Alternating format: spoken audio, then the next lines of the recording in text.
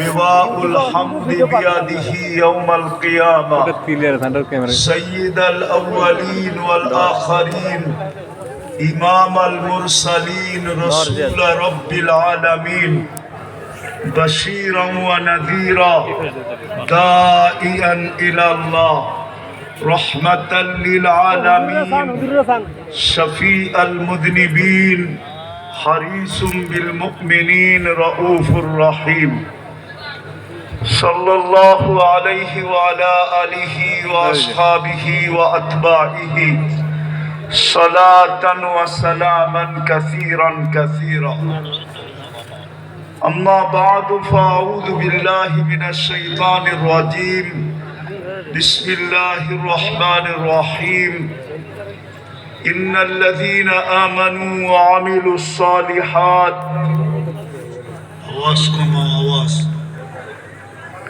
كانت لهم جنات الفردوس نزلا وقال رسول الله صلى الله عليه وسلم اطلب الجنة جهدكم أو كما قال عليه الصلاة والسلام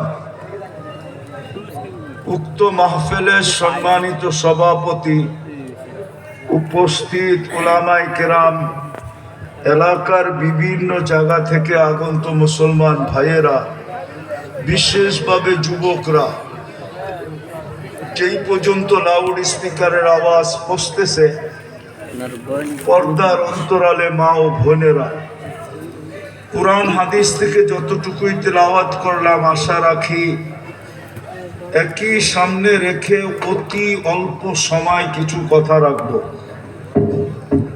সাথে সাথে সকলের কাছে অনুরোধ, যতক্ষণ শুনব, যতটুকু শুনব, পরিপূর্ণ মনোযোগ দিয়ে শুনব।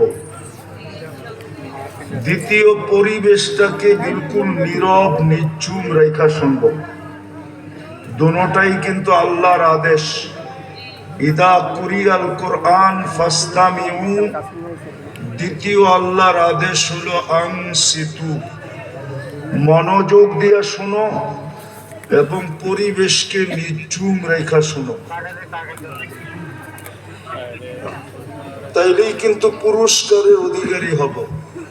লাআল্লাকুম তুরহামুন, আর নাইলে পুরস্কার ছাড়া উঠে যেতে হবে।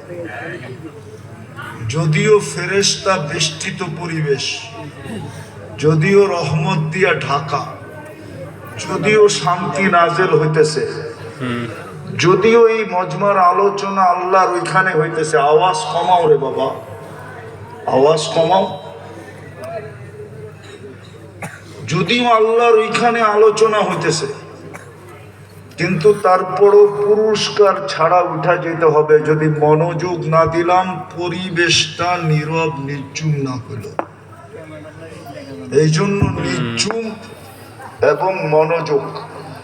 কথা লম্বা হবে না, কেননা আমি আজকে আসারই ছিলাম না, শুধু মাদ্রাসার দিকে দেখা চলে আসছি। আমার স্বাস্থ্য অনুমতি দেয় না এত দূরে আসার।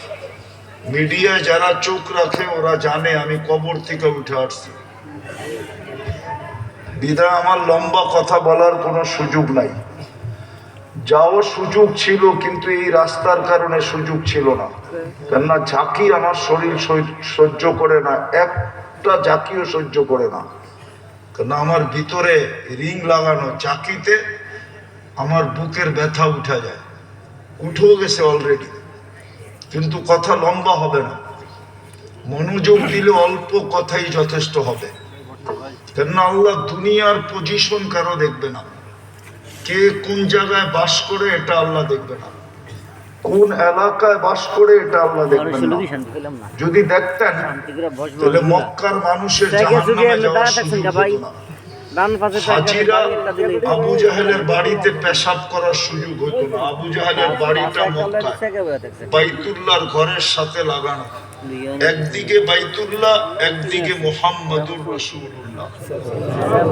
আবু জাহেলের বাড়ির ভিতরে, আল্লাহর রাসূলের বাড়ির ভিতরে মাত্র 30 ফিটের মধ্যখানে একটা রাস্তা। যারা হজে গেছে ওরা দেখা আসছে। বিদায় কে কোথায় বাস করে আল্লাহ এটা দেখেন না। আল্লাহ শুধু দেখবেন কার প্রস্তুতি কতটুকু,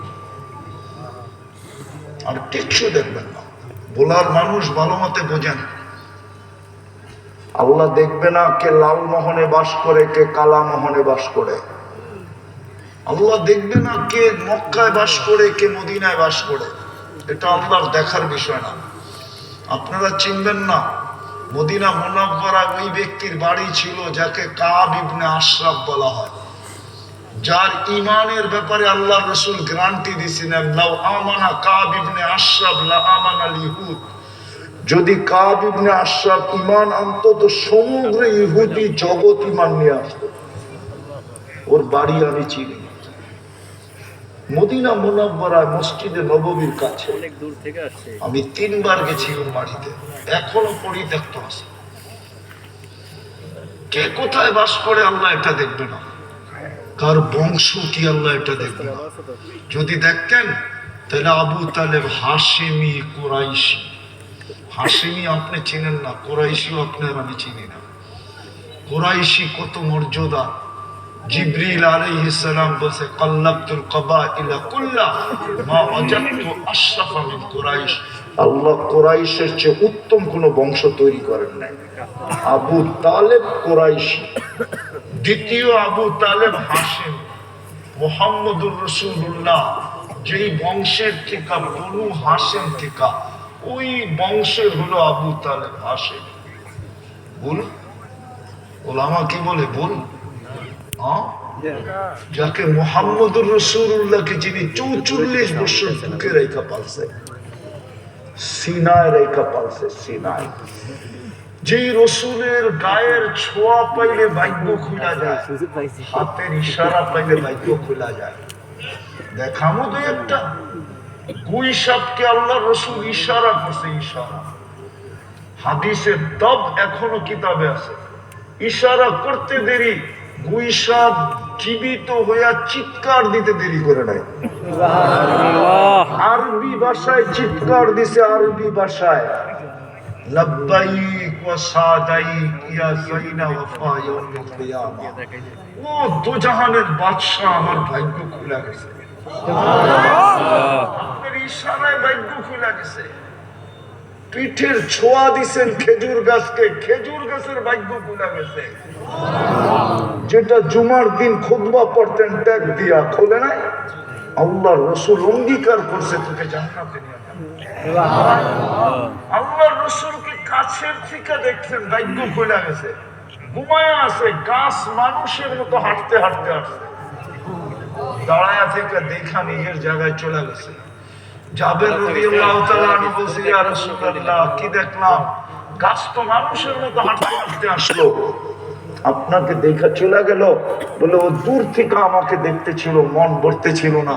আল্লাহর কাছে অনুমতি চাইছেন, আল্লাহ অনুমতি দিছে, কাছের থেকে দেখা নিজের ভাগ্য খুলে চলে গেছে।